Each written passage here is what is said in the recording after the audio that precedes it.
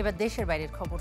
গাজায় দ্বিতীয় দফা যুদ্ধবিরতির আলোচনা সামনে রেখে নতুন প্রস্তাব দিয়েছে হামাস। স্থায়ী যুদ্ধবিরতি এবং উপত্যকা থেকে পুরোপুরি ইসরায়েলি সেনা প্রত্যাহারের শর্তে একসঙ্গে সব জিম্মিকে মুক্তি দেওয়ার প্রস্তাব স্বাধীনতাকামী গোষ্ঠীটির।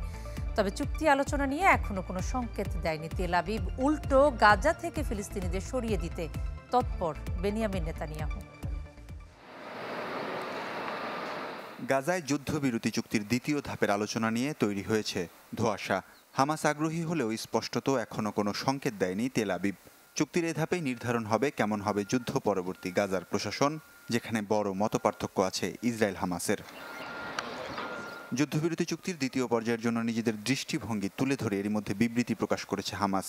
ইসরায়েলি সব জিম্মিকে একসঙ্গে মুক্তি দিতে প্রস্তুত গাজার স্বাধীনতাকামী গোষ্ঠীটি, তবে তা স্থায়ী যুদ্ধবিরতি এবং গাজা থেকে পুরোপুরি সেনা প্রত্যাহারের শর্তে। বিবৃতিতে উপত্যকাকে নিরস্ত্রীকরণের যে পরিকল্পনা নিয়েছে তেল আবিব, তাকে হাস্যকর বলে দাবি করেছেন হামাসের মুখপাত্র হাজেম কাসেম। যুদ্ধবিরতির কার্যকরের চাইতে গাজা দখলের ছক কষতেই ব্যস্ত ইসরায়েলের প্রধানমন্ত্রী বেনিয়ামিন নেতানিয়াহু।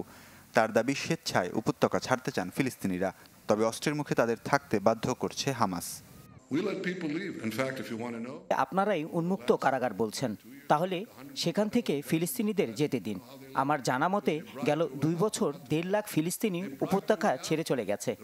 আরও অনেকেই যেতে ইচ্ছুক, তবে তাদের হামাস জোরপূর্বক আটকে রেখেছে।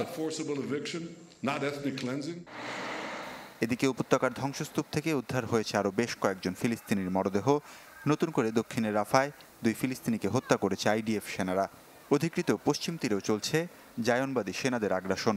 জাতিসংঘ পরিচালিত 3টি স্কুলে হামলা চালিয়েছে তারা।